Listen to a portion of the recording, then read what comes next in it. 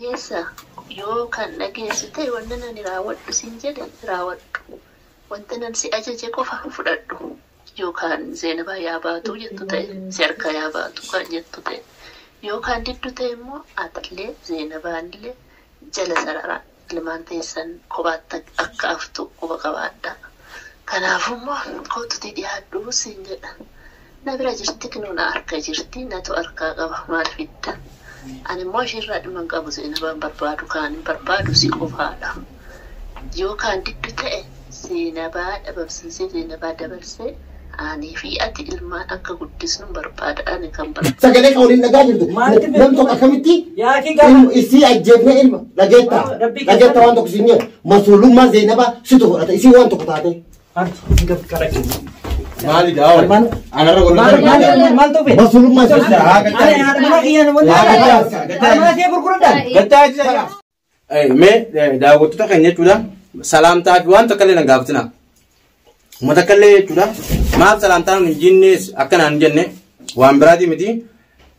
Mee waan jira agartee miti. Sagalee kana guutuu dhageeffanneetu walitti deebina. Eenyu dubbiin nu qabattee girtanaa mititi. Hayyeessa keenya. Mee dhageeffadha.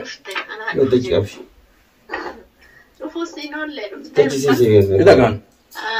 Bakka dhufte kaa bakka nagaa dhuftee siin jedha.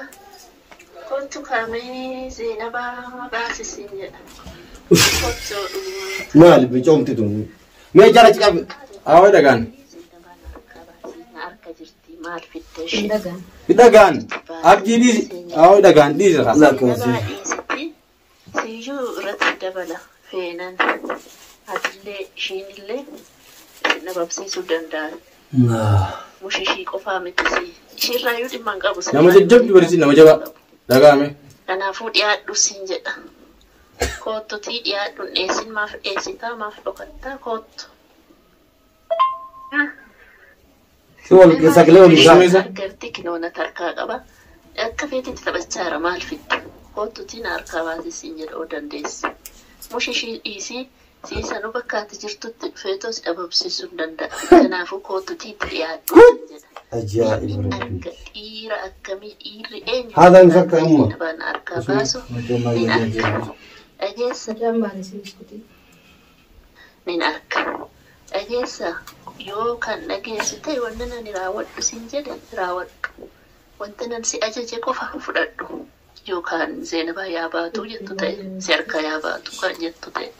Yookaan diddu ta'e immoo atillee Zeenabaanillee jala sarara ilmaan teessan kophaatti akka haftu quba qabaadha. Kanaafummoo kootutti dhiyaadhu siin jedha. Na bira jirti kinuuna harka jirti natu harkaa qaba maal fidda. Ani immoo ishirraa dhimma hin qabu Zeenabaan barbaadu kaan hin barbaadu si qofaadha. Yookaan diddu ta'e Zeenabaa dhabamsiisee Zeenabaa dabarsee ani fi ati ilmaan akka guddisnu barbaada ani kan barbaadu kanaadha. Si malee Zeenabaarraa dhimma. Waan isaan lamaan kana gidduu jira moo waajju isaan lamaan gidduu jira moo maal irra dhaabbattee Zeenabaan gidduu qucciseetiin ilmaan naafisi ilmaan waliin guddisaa. Haadha ilmaan eeggeessanii maal jechuudha? Abbaa ilmaanii waan godhumne keef yaani. Si ammee waan takka gaafachuu barbaada. Obboleettii tiyya. An jechuun hoggaa akkatti gaaf durallee si argu xiqqoo nama iktiraama wayii qabu fakkaata. Garuu iktiraama hoggaa jedhu iktiraama gocha biraati miti. Garuu hangana guutuu ilmoon dhalaa fakkeenyaaf afaan baafattee akkana jechuun safuu Oromoos ati maali eenyummaan keetu? Oromoodha moo maali? Moo dhimma kanaa osoo hin deemnu mee waa'ee mee tagandummaatiif waa'ee Oromummaa kan itti mee dhiisime waan naa Oromoon safuu qaba bara osoo akka feete jaalattee illee akkana jechuun qabdu. Abbaa ajjeesee ilmaan guddisuu jechuun isaa dhufe yoo jalqaba irratti galtee abbaan ajjeesaa ilmaaniin guddisaa hootti baga dhufte hoo dhufte hoo kumas hoo kuti hoo asiin ka'e ol kutu ka'e baga dhufte jedhe hoo ol kuti waan beeku waan ta'eeti. Maal ta'ee jinni hin beekan. Wal.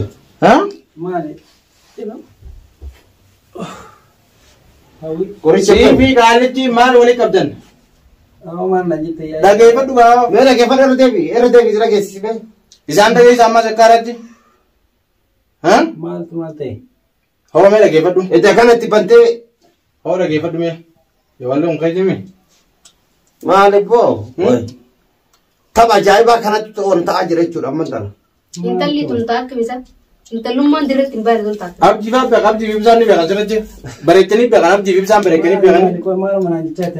Abdii ibsaan bareechanii beekan jedheetis. Hin beektani bakka isin jirtu hin beektani. Yoo kan tolaan dhiyaatu taate. Dhageemee. Yoo lolaanis ta'e. Dhagee. Wanta akka aftu quba qabaadha. Kanaafummoo kootutti dhiyaadhu siin jedha. Namira jirti kinuuna harka jirti natu harkaa qaba. Zeenabaan dar. Ani immoo ishirraa dhumaa. Zeenabaan isin harki jirti? Simaala. Sajjii dhagee fudhaa kan tura. Bibiigini jijjiis. Ta'e Zeenabaa dhabamsiisee Zeenabaa dabarsee. Hayya Zeenabaa amman tana kanaaf micoon irraa Zeenabaa qochisee naaba ilmaa wajjin waliin guddinaa itti akkamatti. CBC'n ilmaa wajjin guddifata akka Waliin micoon irraa takka namaaf hin qabdu wanatu beeka. Abon irra jufee boon irra jufee way. Beekamatti. Baramma bocha guddaadhi isaa bocha guddaan faayidaan qabuuti. Waan asirra jira maalirra dhaabbatteeti Zeenabaa qochiseetiin asirratti Zeenabaa qochisee naaba ilmaa wajjin guddifannaa haala ilmaan eeggeessanii Maal jechuun? tuffiin hangana Dhimmumti ani ibsaa waan takka gaafatu dhiifama hin dhukkubsataallee miti waan takka gaafachuu barbaadu. Nuti amma dachaa isaa gahe anaafate jechuudha. Bakka fedhe illee taa'u waan fedhetti seenna. Garuu immoo Asirraa ibsaadhaa deebiin deemu dhugaa jirtu wal gaafachuu danda'a. laa abdii maal ta'e miti. Garuu immoo ani ibsaa akka nama tokkootti fakkeef micoon tun jaalala akkasii qabdi. Abon jaalala maal boon. Teepi yaada akkam jaalala siin hin Maal qabne. beektu yoo abdii rabbi keessa godhu miin beektu. Maal beekan? Maal ittiin Beektu beekan? jedhanii yoo hin jedhin. Isi maal ittiin beekan? Akkamitti namni akkana gootare? Rabbi dhimmataan na dhukkuba. Gootare lola dhiisaa boo. Dhugaa san nutti miti. Achi booda wareega guutuu siif kafallaati. Aboo rabbi keessa godhu wallahi. Dhageettaan asin durallee dhugaa sanii sirriitti himetti dhugaa kiyya fudhatu diddan dhugaa sanii miti achi booda waliin tarkaanfanna bakka fedhe. Aboo rabbi sotti dhugaa rabbi wallahi naaf isiin alagaa walitti hin qabu. Keef akkamitti ka alagaa walitti qabna ibsa akkamitti akkam godhatu Abbaa bijoon. ilmaan ta'ee rabbi na godhin ani si wajji alagaa walitti hin qabu. Goote. Keef. Obboleessi kee maal saayisii kiyyaan? Abbaa ilmaan kiyyaan hin godhini. Jimaa kiyya beekaa biyyaan gaajis. Wanni kana caala jira. Abbaa ilmaan kiyyaan hin godhini. Wallahi. Akkamitti fakkeef mijoon dura kan jetti. Sagalee kan waliin dhagaa jirtu. Maalitti beektu? Namni tokko akkamitti Yaa kii gaafa. isii ajjeefne ilma dhageetta. Rabbi Dhageetta waan tokko siin jedhu masuulummaa Zeenabaa situ fudhata isii waan tokko taate. Harki gab kadhaqe. Maali daawwa? Anarra golaa. Maal ta'u beektu? Masuulummaa situ Haa, fudhata. gattaa. Ani haadha manaa kiyyaan wanni. Yaa gattaa. Haadha manaa kiyya gurguradhaan. Gattaa jira. Gattaa. Amma isin wallalu akkamitti Waan walloltan? tokko taate. Us isin akkamitti walloltan? Ilmoo shaaruudhaa wajjin. Si beeku akka isin Haa, gattaa. Si. Abba guddaa. Taa'ee gahiis. Adabaddaa isin. Wayi. Eessa isin irraa wallola isin? Way sareen. Isin akka namaa seentee jirtu achi miidhamaa jirtu isin maal walloltan? Itti kayya fageessi ilaali. Fakkaan nu isee. Osoo hin jedhin. Khalaas. Alaasattiin. Ana nama sabaat. Us illolta isaa Wayi. bichas. Wala Khalaas. kaate. Isin jirtu hin Akka beeku. warratti haasawaa dhugaa Ana jiru. haadha manaa Bakkee isin girtuu beekta. Ana si nama Dhugaa gurgurata. sanii Bakkee isin girtuu beekta. Ana si nama gurgurata. Waa gattaa iti horaa gattaa iti. Wallahi isin akkuma agartaa. Gattaa iti. Bakkee isin girtuu beektanii. Hima hin beektaa ati. Atis ni beekta bakkee isin girtuu. Atis bakkee isin girtuu beekta. Masalata nama Wallahi hin jaa. beeku. Bakkee isin girtuus ni beekta. Hima isin girtuu beekta. Isin jirtu osoo beekanii. Ani beeka. Ta'ibbaa si Isin gaafate. deemee qabee. Jijjiiratteerti waliin barbaadaa jirrati jijjiiratteerti iddoo dhiyoo tana. Mana isin beekta ka duraanis. Ka duraan ni beeka. Tamam garuu immoo Ta'i. halaaqaa kana halaaqaa ibsaa wajjin kattiin qabdi. Waaqaa sana Namni akkamitti jedhama. lafarra ka'ee akkana jedha. An kan na gubaa jira. Isin ammas walloluu. Dhugaa beekta jecha. Wayi. Wanni ani si wajjin qabu alagaan takka hin qabu. Hanga yoo Kami obboleessi kee ilma namaa akka nama qabaatu. jaalannaa dhiyeessite qabdu tura. Maal hin dubbatu kana? Dhugaa jirtu irratti hojii aanan Diinee. galaa. Ani leessa jira. Diinee gaafsan. Ammaan booda dhugaa jirtu irratti waliin jaalamne Eegasii dawaa nama baasan. Akkasimi. Jasmoota waan of hin beeku. ibsallee nu amalee jechuudha. Zeenaba akka taanu taane hattaa yoo isin ka ajjabtuu taate. Abdi wallahi dubbiin itti deddeebisan anabdaa galba. Loo sama. Obboleessi Dubbiin itti ana- deddeebisan. ana- Ani haadha manaa kiyya hin gurguradhu. Billaa jala rakaa sun Ni gurgura eenyumtu. Haadha manaa Jai, kiyya. jai, Waa itti nama dubbisi gajjee. Jecha isii kana jecha isii kana. Namni waan waan gadi haase. Qabbana qilleensa midaawatti battee miti. Dawaan Abdulaziz irratti amantaa ofii hin beektu. Keeyduuba. Jecha isii kanarra dhaabbadhuuti. Meeta tilmaamtechaas jecha isii kanarra dhaabbattee yoo kan ilaal taate abbamti fedhee murteessa jechuudha. Akka inni isii wajjin duraan jiraataa ture. Dhibbatti ibsaan duraan isii wajjin jiraataa jira. Awwa dachaa safanna raga rabbii keessa oolu. Yeroo gaafa duraa wajjin dabartee isintu beeka. Wallahi yoo takka wajjin hin qaban. Akkana aboo firdi beetiin Wallahi wanni jaalu jira. Khalas, abdii. Wallahi akkasuma mul'aa isii jaalaa kan qaban. Khalaas. akkasii mere Maal feete kana? akkasii mere Hey. ani karaa dhugaatirra waliin yaada. Ani karaa sobaatiin deemaa jiraan. Wareeg amman tana waa hedduutu dalagama.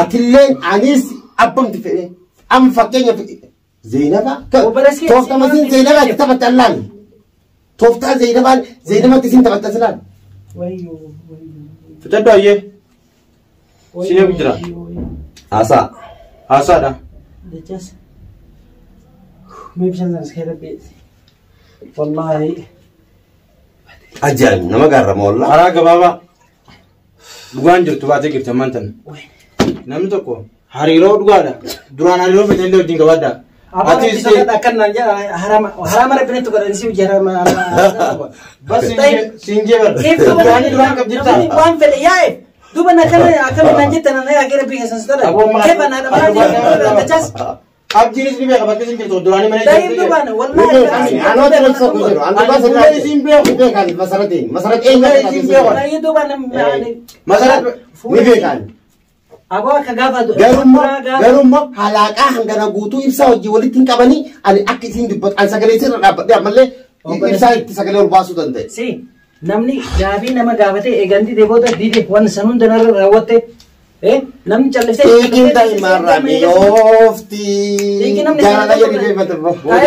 kami dia menjalti mana yang abdi natti shoofta.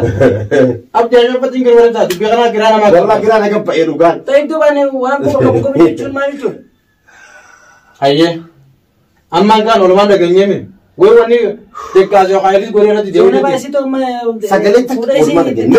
Sidii sana harka bakka qabdi ati miti didi kan biraatu irratti si dabalaa si dabalaaye keessa gaffa geessitee jechuudha. Deengadda ijoolleen sunniin yeroo gocha akkasii sadi fakkaaf isii barbaadu dubartiin guutuun qixiinsa afaan irratti nu deebisi qixiinsa. Kana guutumaan.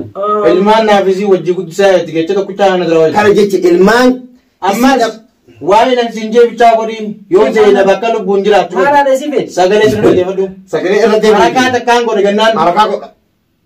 waan isin jettu zeena bangachi gabbaa Akka Zeenabaa achi gabbaatutti harakaati tokko godhettee ofirratti murteessin. Illee fitine ta'in. andugaan sinja lubbuu namaa deemta baddu lubbuu waan namaa lubbuu deemta dhufa baddu. hunda kallattii Booda booda damanaan fudhannu ba'an akka kooti osoo si wataa ta'e Zeenab. Amma lolaa miti furmaata nu godha akkasiin achiifa. Lolaa Bakka ammoo isi masan isatti fuunee. akka Abba balaa isii fudhaa obbo. akkamitti irratti fuutan. Maal Maashaa shari'aan na jechuun waa fuudhu kaa akka duraan waliin eegaletti. humna. Wayi. Abdi wallahi namichi kana dachas Darraa nama dhoofisa. waliin eegale ogaa keefani. Dhoorgisi. gizee biraatiin si Waliin eegale ogaa tukkamii jechuudha. kanaaf mee kanaaf hunda akkasii miti mee akkaan godhata yaada kan nu qabdanii badhamma Yaada Naa kenna. akkasii miti. An jecha nama tuqumaa namaa jala namni. An akkamii alaagaa isii hojii qaba. Adama lubbuu Zeenabaa fuudhuuf baasuu hojii isiin fuutu. Eenyuun? Ati. Zeenaba akka ta'etti kan fuudhaman. Itti naa gootu haadha ilmaanii naa deebistu. Wallahi. takka soo dheeraan osoo hin ta'in achiis Wayi anis wayi. himattee girti Saboontu. Micoon himattee. Har'a booda ijoolleen tuni kilma takka akka hin boone natti. Tamaam. Mana kanatti nan gabaanu kana booda natti beeka. Masarat teenya ol beeynaati. Micayyoo gochi tokko irratti daagattee xiqqooma. Isa yoo feete waggaa ol quba qabaatan feetu fannisuu dandeetta. Garuu immoo Zeenabaa waan tokko gochuu hin dandeettu. Xiqqooma irra hin gahin. Kana waadaa siif hangala. Isa barbaadde taanaan akka feete godhe. Ammaan booda. Abooda beeku maal jechuudha? kaameraa kanatiif mee waan haasoo hin jira